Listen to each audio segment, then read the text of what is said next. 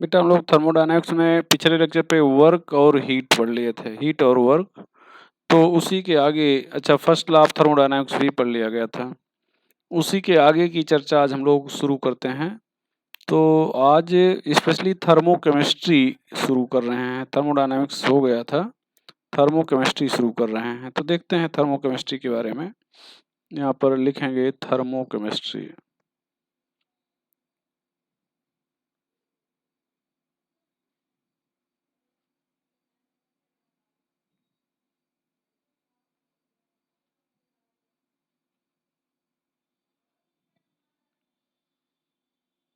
Thermochemistry इसमें पहले exothermic और endothermic process,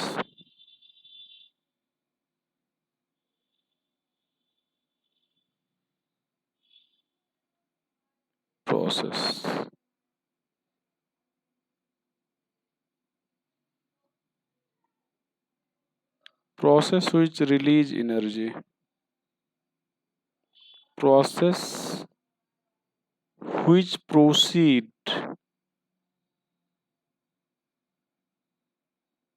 with release of energy,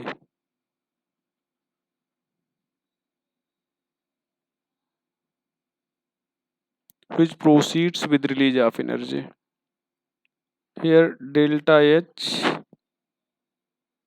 is negative and delta E is negative. Delta H is negative and delta E is negative. ये हो जाएगा। Most of synthesis process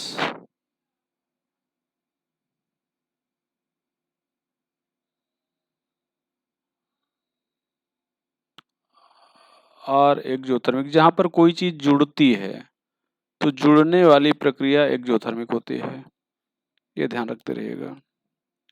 formation जो होता है mostly exothermic होता है, तो ये चीज जाएगा। Endothermic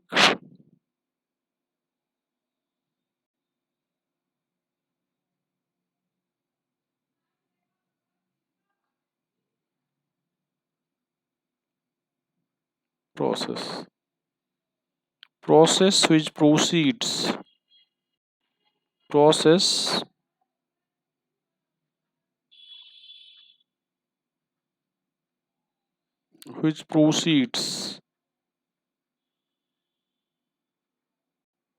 with absorption of energy, absorption of energy, process which proceeds with absorption of energy.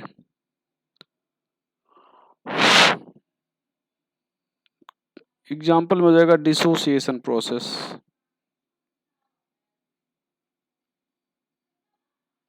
कोई भी चीज तोड़ोगे तो एनर्जी देना पड़ेगा, dissociation process. Here delta H is positive and delta E also positive। Delta H और डेल्टा E दोनों positive होगा। Delta H और डेल्टा E दोनों पॉजिटिव होगा। आगे हम लोग लिखेंगे थर्मोडायनामिकल equation.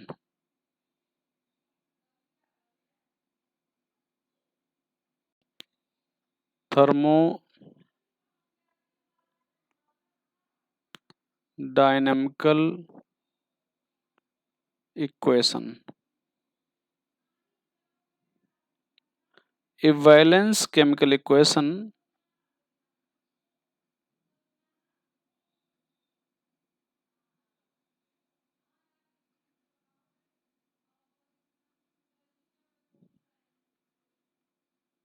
which represent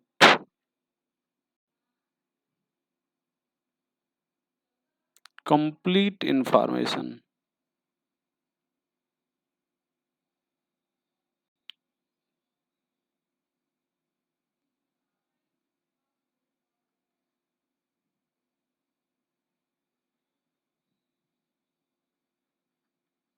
about a reaction.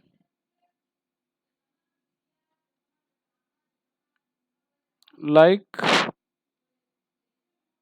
physical state,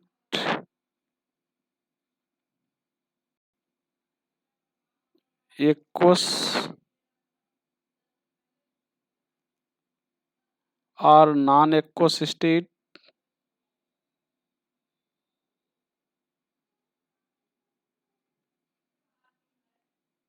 allotropic form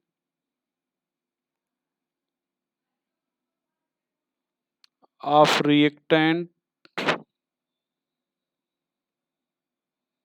and product,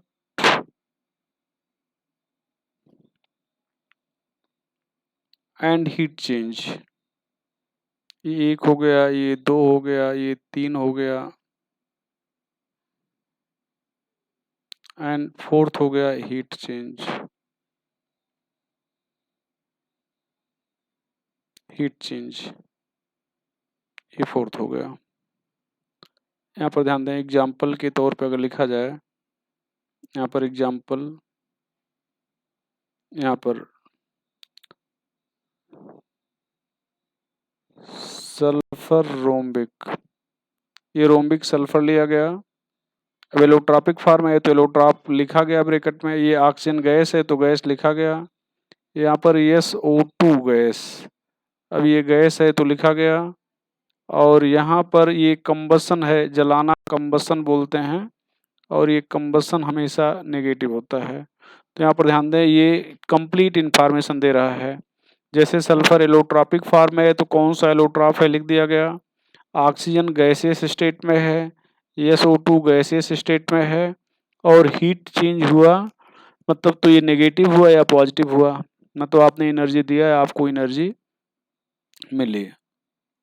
तो उसी तरह से भैया यहाँ पर ध्यान दें, जैसे हम मान लो डिकम्पोजिशन ऑफ कैल्शियम कार्बोनेट ले रहे हैं, तो जो डिकम्पोजिशन होता है, अब ये सॉलिड स्टेट में तो सॉलिड लिखा गया। यहाँ पर कैल्शियम ऑक्साइड बना,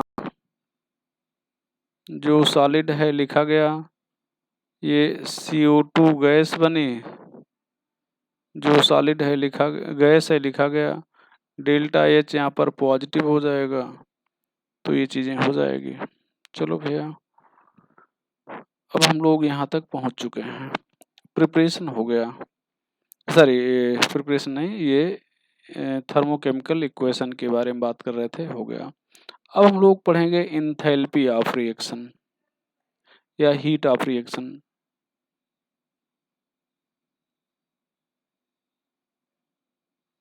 इंथैल्पी ऑफ रिएक्शन और heat of reaction.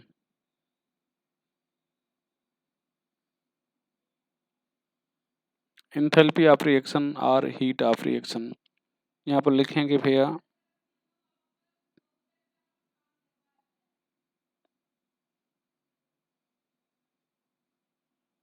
Change in enthalpy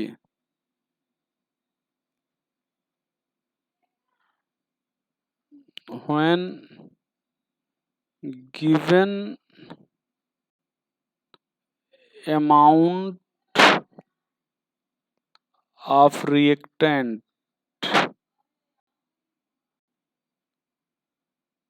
is completely react।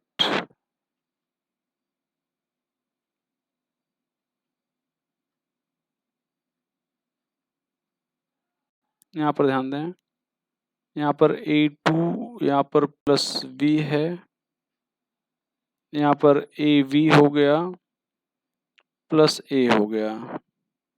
अब AB +A, ये फिर से A2B हो गया। यहाँ पर delta H +X kilo calorie है, और डेल्टा H यहाँ पर +Y किलो कैलोरी है।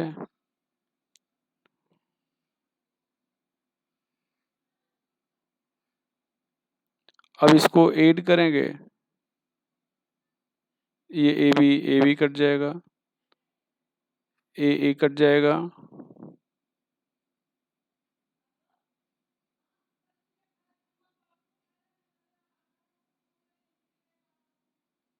यहाँ पर डेल्टा एच हो जाएगा X plus Y kilo calorie. इसको आप कहोगे heat of reaction.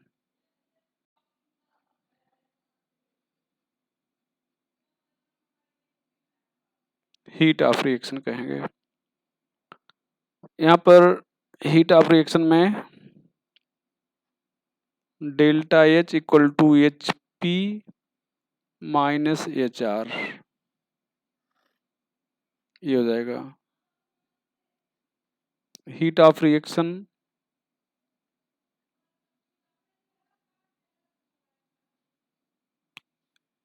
Enthalpy of product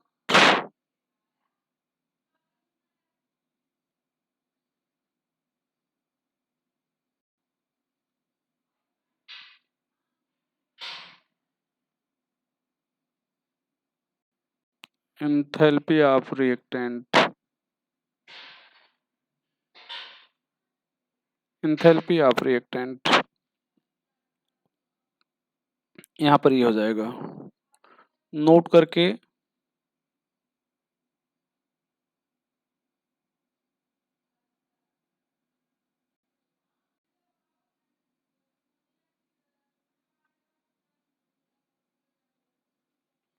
enthalpy of any substance in elemental state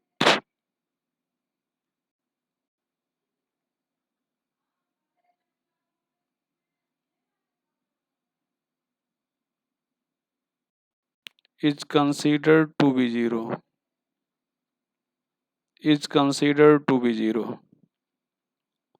Enthalpy of any substance in elemental state is considered to be zero. यहाँ पर देखें बेटा,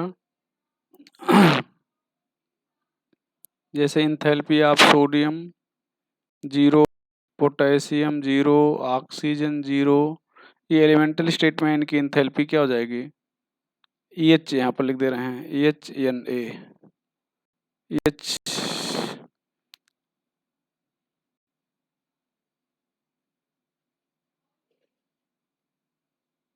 यहाँ पर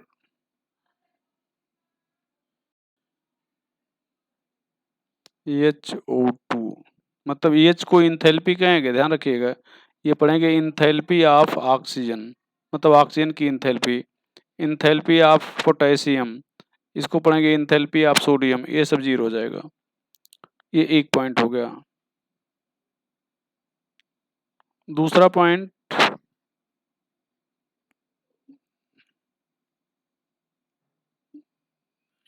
enthalpy of any element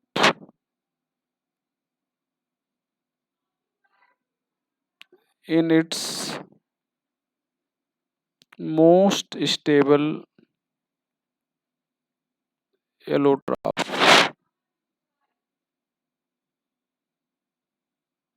is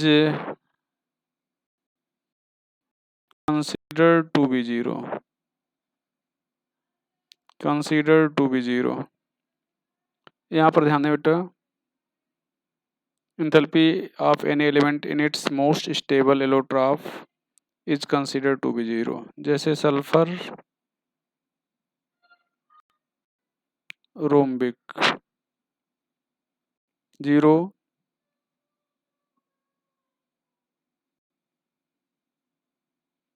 sulphur monoclinic zero, sulphur rhombic zero, sulphur monoclinic, अरे यार गलत हो गया, मोनोक्लिनिक नहीं,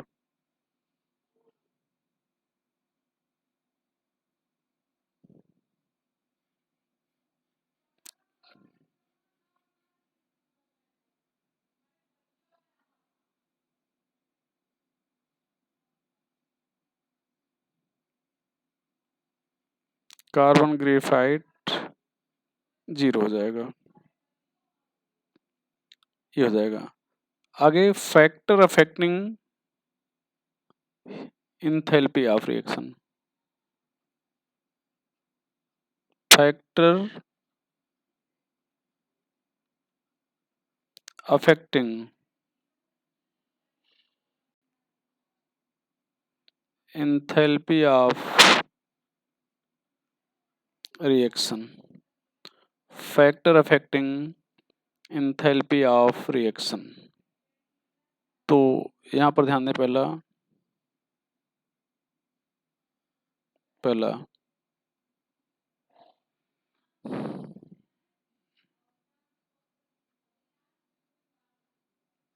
अमाउंट ऑफ रिएक्टेंट,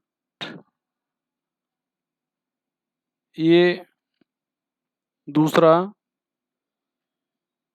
नेचर और physical state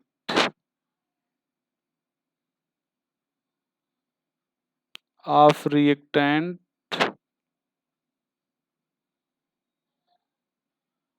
and product,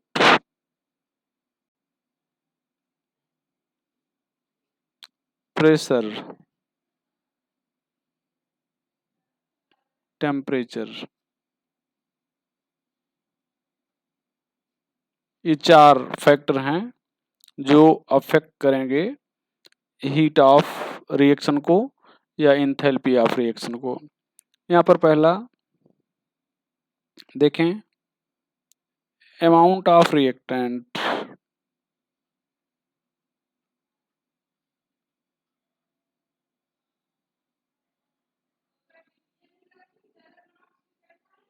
it directly proportional to heat of reaction।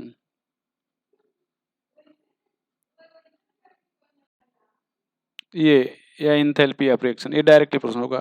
आप 1 किलोग्राम एलपीजी जलाते हो, आपको एनर्जी मिलती है।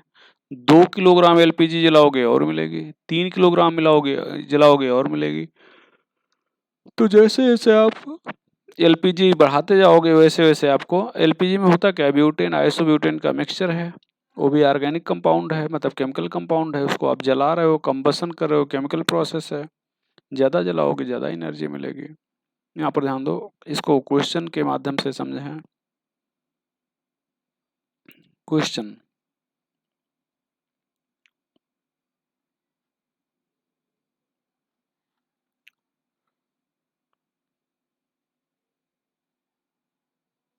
heat of combustion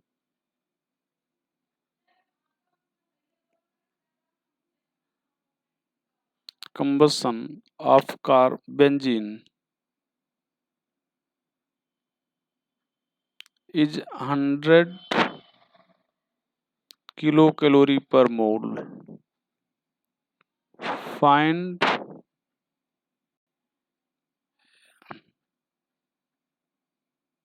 change in enthalpy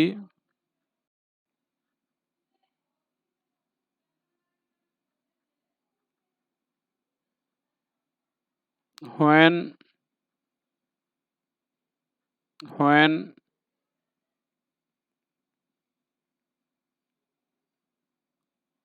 39 gram benzene is allowed to burn।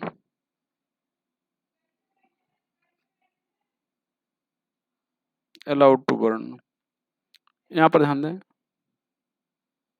तो यहाँ पर सीधे ये ध्यान दें, ये हीट ऑफ कंबसन दिया है इतना कैलोरी पर मोल, तो 1 मोल का मतलब मॉलिक्यूलर मास होता है। 1 मोल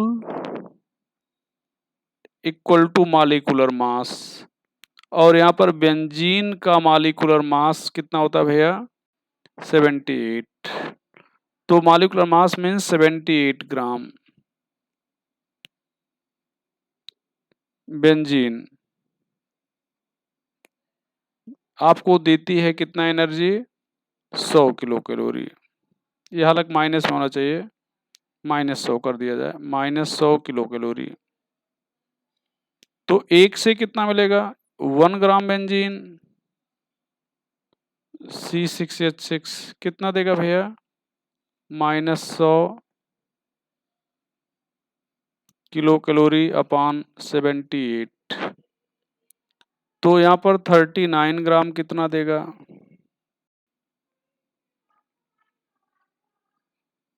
-100 बटे 78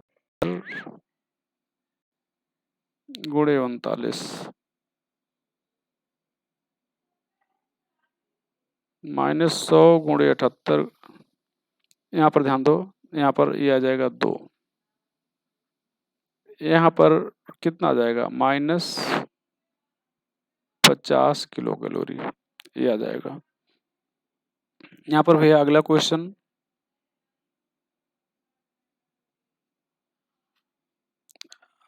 an athlete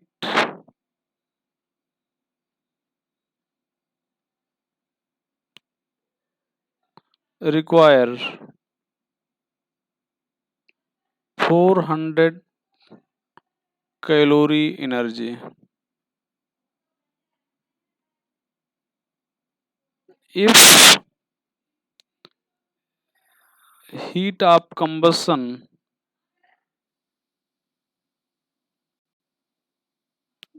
of glucose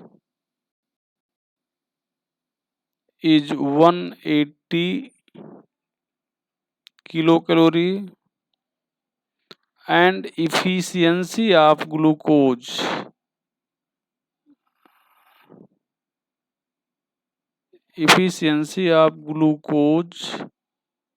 given is 60%. Find amount of glucose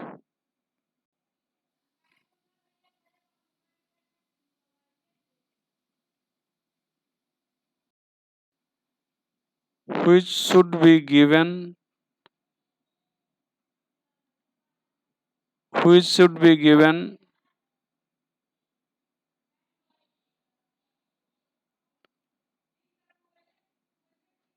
to athlete.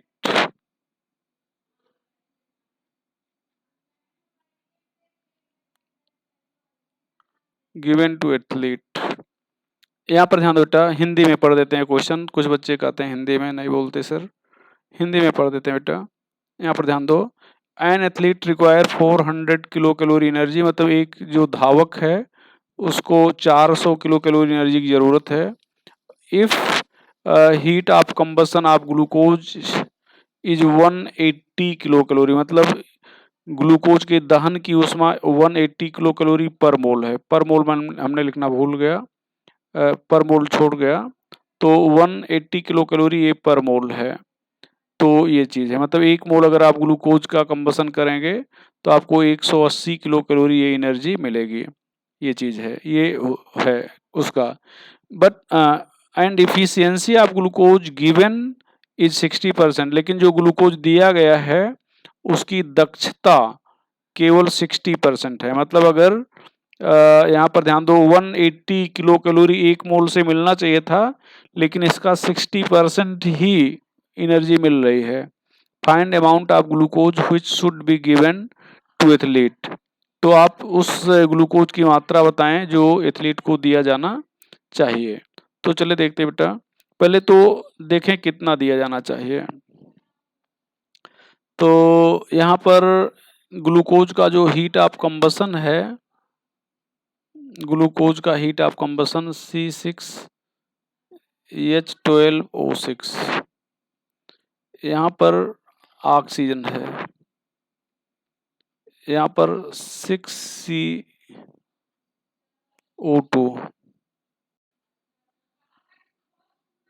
12H2O, यहाँ पर कितना हो जाएगा, ऑक्सीजन देख लो भैया, 6 दूनी 12 और 12 24, मतलब 12 O2। अच्छा 6 यहाँ पर भी है, तो 6 यहाँ पर कितना, 12 नहीं भाई, 6 वाटर लगेगा, ये 6H2O, तो 6 ऑक्सीजन ये हो गया और 12 ये हो गया, तो यहाँ पर 6O2 चाहिए, चूंकि ये 6 पहले से है। अब यहाँ पर ध्यान दो, ये 180 ग्राम जब हम लोग जलाते हैं तो हमें मिलता है कितना भैया, कितना मिलता है, 180 किलो कैलोरी संयोग से मिलता भी है। तो 180 किलो कैलोरी मिलता है कितने से? 180 ग्राम से। तो 180 किलो कैलोरी मिलता है 180 ग्राम से। तो 1 किलो कैलोरी मिलेगा कितना भैया? 180 अपान 180 इतने ग्राम से मिलेगा। तो 400 किलो कैलोरी कितने से मिलेगा? यहाँ पर 180, यहाँ पर 180, ये गुणे हो जाएगा 400। सॉल्व करेंगे तो ये 400 ग्राम आएगा। ठीक है, लेकिन इफिशियंसी उसकी कितना है? 80% है। तो कहने का मतलब ये हुआ कि जो इफिशियंसी है वो कितना भैया? 60% है। As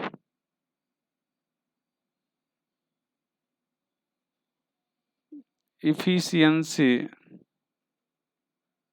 of glucose is 60%. So actual amount of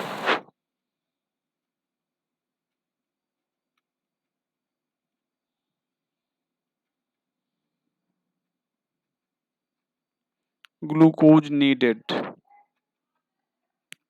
तो यहाँ पर 400 इंटू 100 अपान 60 हो जाएगा।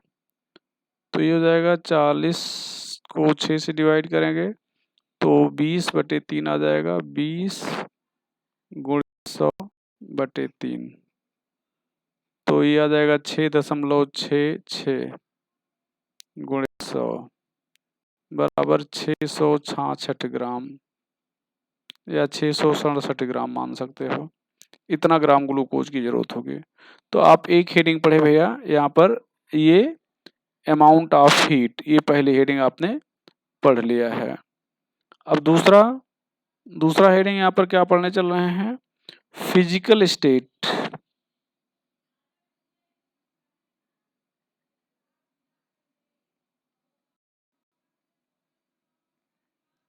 Of reactant and product. Physical state of reactant and product, यहाँ पर ध्यान दें बेटा। Physical state of reactant and product पे हम एक रिएक्शन लिख के इसको समझाना चाहेंगे। ये हाइड्रोजन है, ये ऑक्सीजन है, ये गैस में है, ये भी गैस में है, ये H2O गैस है। डेल्टा H यहाँ पर, ये गैस तो ना लिखा जाए, वाटर को वेपर लिखा जाए, ज़्यादा बढ़िया पड़ेगा। ये वेपर है, वेपर। यहाँ पर हो जाएगा माइनस, वेपर हो जाएगा तो आप यहाँ पर लिखेंगे -57.1 किलो कैलोरी। और ये H2 गैस है प्लस हाफ O2 गैस है, और ये H2O लिक्विड ले रहे हैं। यहाँ पर डेल्टा H लिखेंगे प्लस -68 किलो कैलोरी। यहाँ पर ध्यान दो, अब अंतर क्या दिख रहा है आपको? ये H2 गैस यहाँ पर भी है, यहाँ पर भी है, O2 गैस यहाँ भी है, यहाँ पर भी है। यहाँ पर ये जो लिक्विड है, मतलब ये जो प्रोडक्ट है, ये वेपर स्टेट में था और लिक्विड स्टेट में था। तो वेपर स्टेट में था तो हीट ऑफ रिएक्शन जो हुआ 57 किलो कैलोरी हुआ, और गैस लिक्विड स्टेट में क्या हुआ? 68 किलो कैलोरी। अब यहाँ पर ये अंतर क्यों आया? आप इस चीज़ को ध्यान से समझो बेटा। ये जैसे हम लोग, ये ध्यान दो, ये सारी हम लोग जब भी कोई चीज़ जानते हैं फिजिकल स्टेट में, तो ये जैसे सॉलिड स्टेट है, ये सॉलिड स्टेट है, ये सॉलिड बदलती है लिक्विड में और लिक्विड बदलता है गैस में। यहाँ पर काइनेटिक एनर्जी बढ़ते ऑर्डर में है, यहाँ पर ध्यान दें, ये काइनेटिक एनर्जी बढ़ रही है, और काइनेटिक एनर्जी डायरेक्टली प्रोपोर्शनल में होती है टेम्परेचर के। इसका मतलब टेम्परेचर या हीट बढ़ रही है, थर्मल एनर्जी बढ़ रही है। मतलब टेम्परेचर बढ़ेगा तो काइनेटिक एनर्जी बढ़ेगी। अब यहाँ पर ध्यान दो, ये वेपर स्टेट में है और ये लिक्विड स्टेट में है। तो यहाँ पर जब ये लिक्विड मतलब ये वेपर या गैस से मान लें, तो ये गैस स्टेट लिक्विड स्टेट में जाएगा तो काइनेटिक एनर्जी घटेगी। काइनेटिक एनर्जी घटाने के लिए टेम्परेचर क्या करना पड़ेगा? घटाना पड़ेगा। या थर्मल एनर्जी क्या करना पड़ेगा? घटाना पड़ेगा। तो यहाँ पर जितनी एनर्जी रही होगी वो तो रही ही होगी। जब ये गैस स्टेट में कन्वर्ट होगा, मतलब लिक्विड स्टेट में कन्वर्ट होगा, इसका मतलब इसकी थर्मल एनर्जी घटेगी, तब ये लिक्विड स्टेट में जाएगा। तो थर्मल एनर्जी घटेगी तो ये लिक्विड स्टेट में जाएगा, तो थर्मल एनर्जी घटने मतलब काइनेटिक एनर्जी घटेगी, इसका मतलब थर्मल एनर्जी भी घटेगी। और थर्मल एनर्जी घटेगी इसके मतलब एनर्जी फिर से निकलेगी, मतलब जो एनर्जी है वो फिर निकलेगी, तभी तो घटना हुआ। और फिर निकलेगी तो ये 57 पहले ही निकल चुका था, थोड़ा और निकल गई तो कितना निकल गई? 68 निकल गई। अभी मान लो इसी को हम लोग यहाँ पर क्या कर दें, वाटर सॉलिड कर दें, ये सॉलिड स्टेट में ले लें, तो ये डेल्टा एच यहाँ पर एक्चुअल डाटा तो नहीं मालूम है, लेकिन ये -68 से ज़्यादा हो जाएगा। मान लो -80 हो जाएगा, माइनस ये मानी हुई वैल्यू है, एक्चुअल नहीं है। तो ये जो 68 से देखो ये -80 हो गया, तो यहाँ पर 57 था, यहाँ पर 68, यहाँ पर -80, 90 हो जाएगा और भी नेगेटिव हो जाना चाहिए। तो जैसे जैसे मतलब आप वेपर स्टेट या गैस स्टेट से सॉलिड स्टेट की तरफ जाएंगे तो डेल्टा एच ज़्यादा नेगेटिव होता जाएगा, और अगर सॉलिड से गैस की तरफ जाएंगे तो डेल्टा एच कम नेगेटिव होता जाएगा। तो ये चीज़ जानते रहेगा। इसके बाद हम लोग टेम्परेचर देखते हैं। Temperature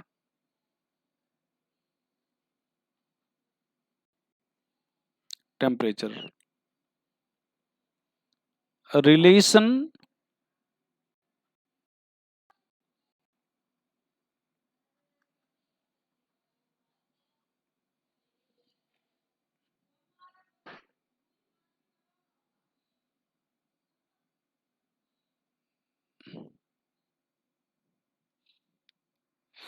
reaction between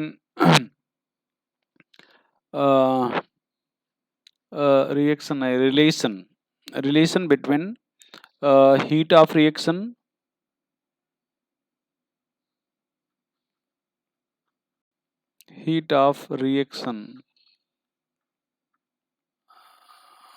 and temperature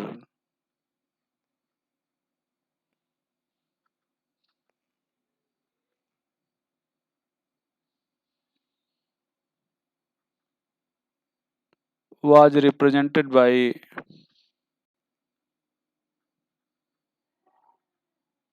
Kirchhoff.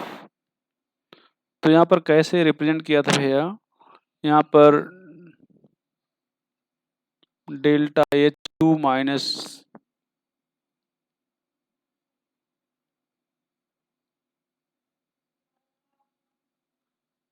Delta H one delta C P P sorry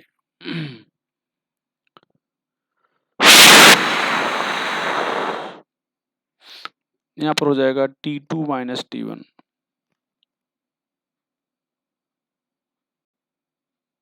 ये हो जाएगा भैया। और यहाँ पर CPP क्या है?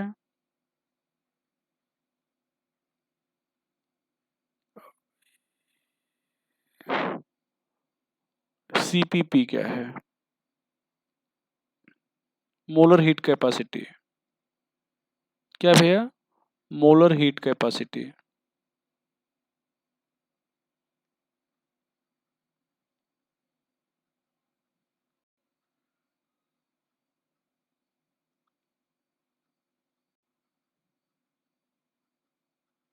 Eight constant pressure.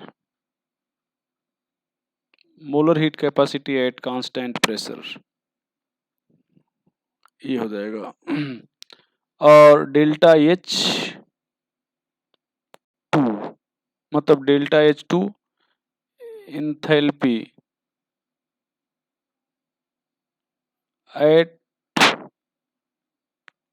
Temperature T2 delta H one enthalpy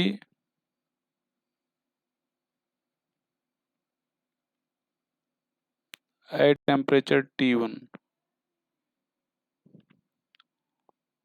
ये हो जाएगा।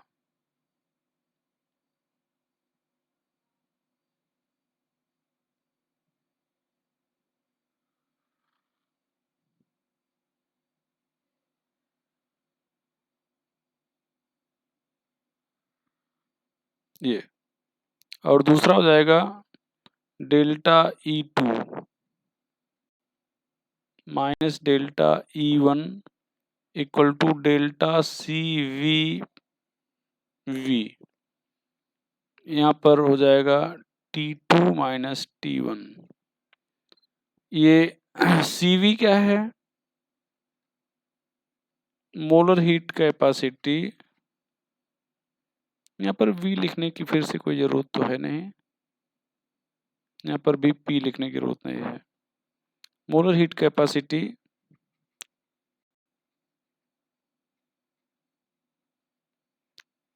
At constant volume, molar heat capacity at constant volume. Delta E2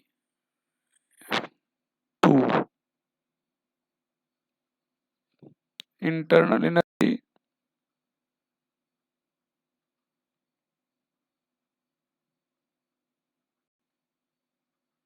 eight temperature T2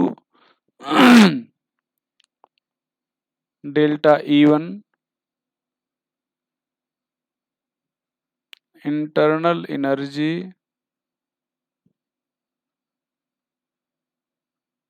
eight temperature T1, आंतरिक ऊर्जा ताप T2 पर और ये ताप T1 पर। चलो भैया, ये चीजें हो जाएंगी, इसको भी हम लोग लिख लेते हैं। किरचॉफ इक्वेशन है, जानते रहिएगा।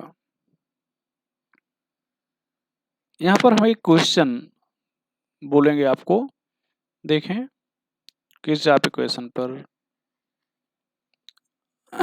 ए reaction occur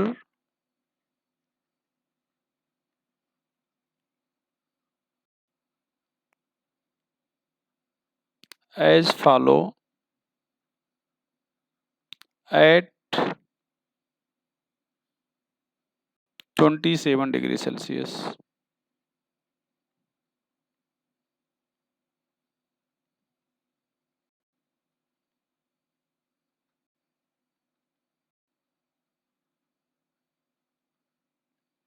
If molar heat capacity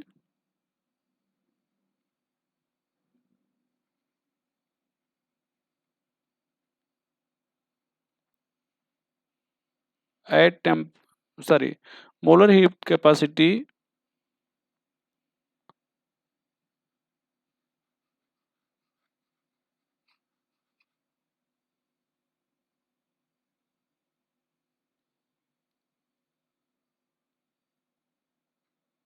of N2, H2 and NH3 at constant pressure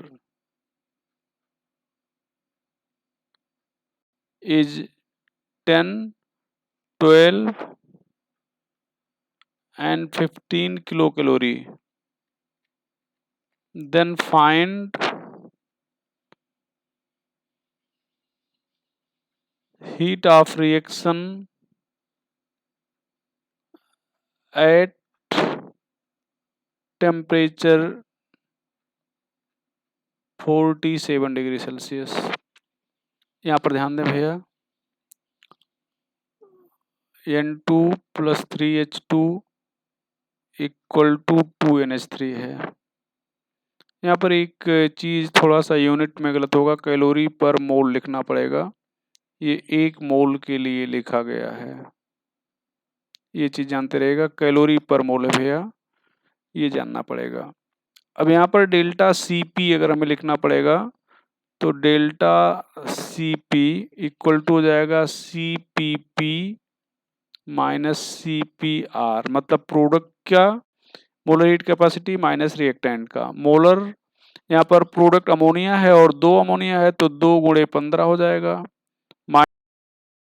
reactant nitrogen है जिसका 10 है और हाइड्रोजन है जिसका शायद 12 है, देख लीजिएगा।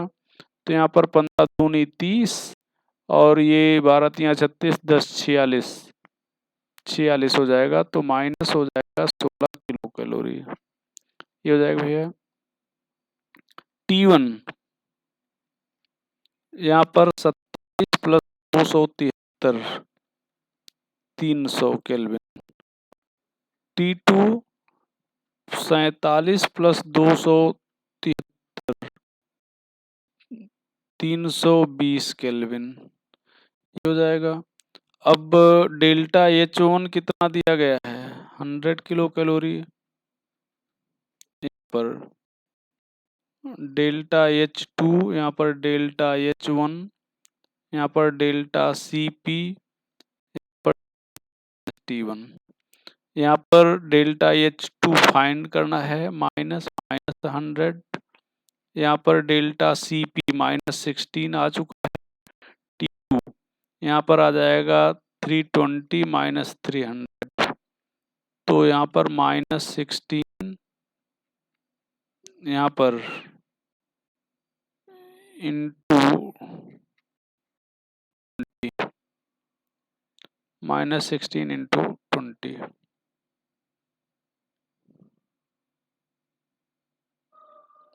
तो ये हो जाएगा माइनस 322 किलो कैलोरी। और यहाँ पर ये डेल्टा H2 है प्लस 100 किलो कैलोरी। ये कितना हो जाएगा? प्लस 100 हो जाएगा।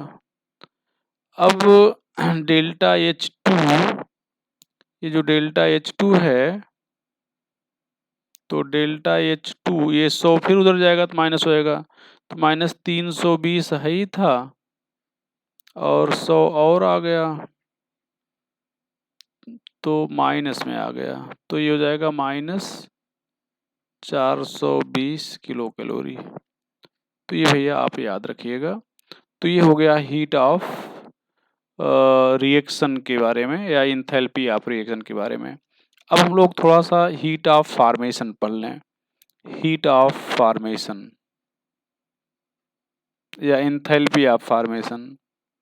जहां पर इंथैल्पी का देगा वहां पर बात हमेशा 1 मोल की होगी। तो क्या है? तो आप कहेंगे change in enthalpy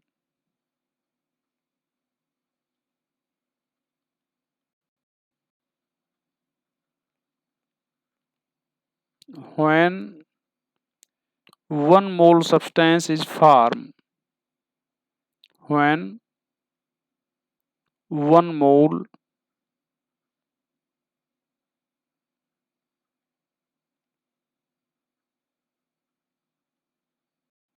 substance is formed from its constituent element। Definition पर ध्यान दीजिएगा, मतलब बनाते समय कॉन्स्टिट्यूएंट एलिमेंट लिया जाना चाहिए। ऐसा नहीं कि कहीं से बना लो, एलिमेंट के रूप में लिया जाना चाहिए। और दूसरा 1 मोल बनाना चाहिए, चाहे जितना नहीं बनाना है। तो ये चीज ध्यान दो, ये चीज पे ध्यान रखेंगे। यहाँ पर भैया जैसे HCl में बनाना है, यहाँ पर H2 गैस है। HCl में कौन कौन से एलिमेंट हैं? हाइड्रोजन है, क्लोरीन है। यहाँ पर 2HCl हो गया, ये गैस। डेल्टा H हो जाएगा माइनस, मान लो x किलो कैलोरी। तो अगर आपसे कहा जाए कि ये क्या हीट ऑफ फॉर्मेशन है, ये जो डेल्टा H है ये minus x kilo calorie, not heat of formation, इसको आप हीट ऑफ फॉर्मेशन नहीं कहेंगे। not heat of formation of HCl.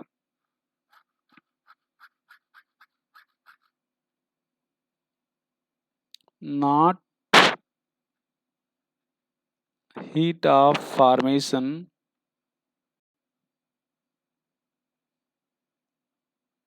of HCl. क्यों? चूंकि यहाँ पर 2 मोल बना है। क्यों भैया? 2 मोल बना है। तो यहाँ पर आप क्या करेंगे? जितना मोल बना उससे x को डिवाइड कर दें। तो 2 से आपको मिला कितना? x। तो 1 से कितना मिलेगा? Minus x/2 kilo calorie. ये हीट ऑफ फॉर्मेशन है। ये heat of formation of HCl। यहाँ पर लिखना है तो डेल्टा एच एफ लिखते हैं। Heat of formation equal to HP minus HR। ये फार्मूला हो जाएगा। यहाँ पर नोट करके आपको बता दें, नोट करके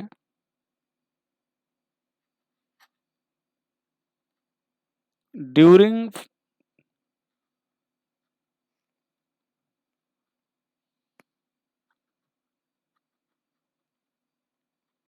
calculation of heat of formation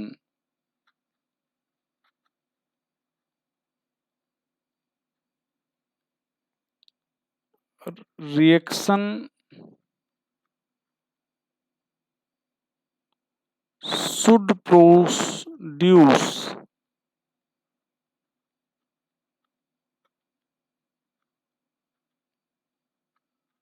1 mole product।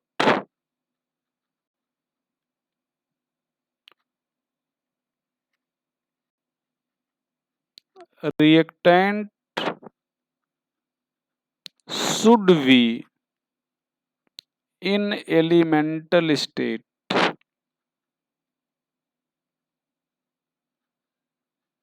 Elemental state में होना चाहिए। तीसरा, if element has allotrope then it should be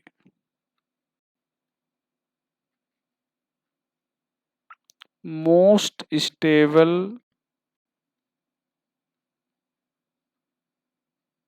allotrope।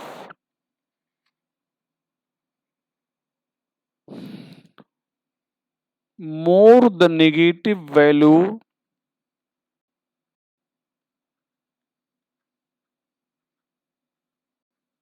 of heat of formation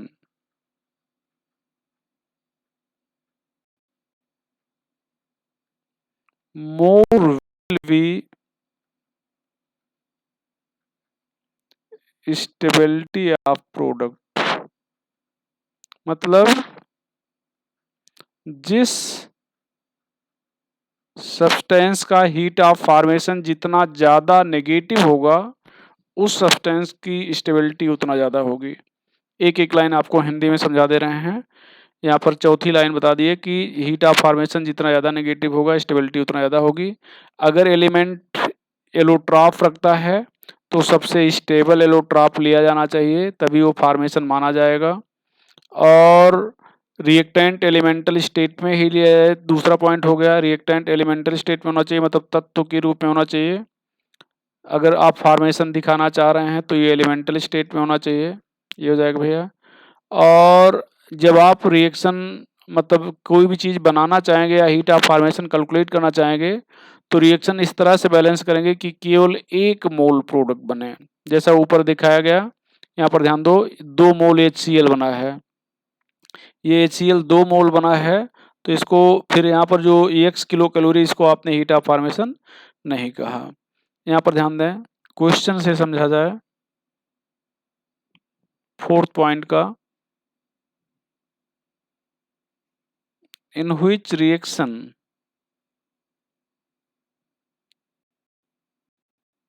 product is most stable।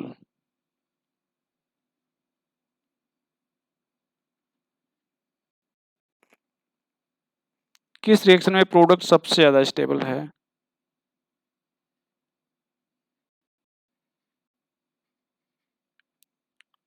A plus B, A B, C plus D, C D, E plus F, E F, G plus H, G H. -50 kilo calorie, +50 kilo calorie, -80 kilo calorie, +80 kilo calorie. तो जिसका heat of formation जितना ज़्यादा negative है, वहाँ पर product उतना ज़्यादा stable है। तो यहाँ पर सबसे ज़्यादा नेगेटिव है, ये सबसे ज़्यादा प्रोडक्ट सबसे ज़्यादा स्टेबल है, मतलब ईएफ सबसे ज़्यादा स्टेबल है।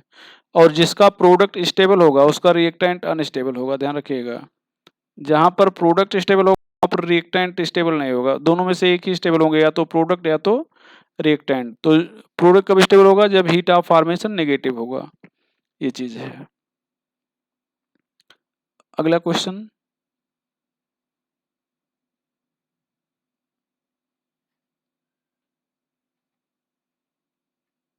Which one of the following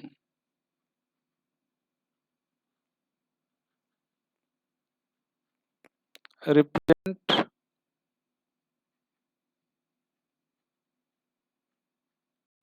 formation of methane?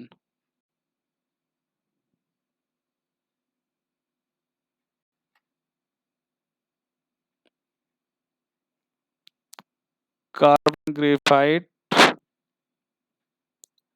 2H2 gas, CH4, carbon diamond,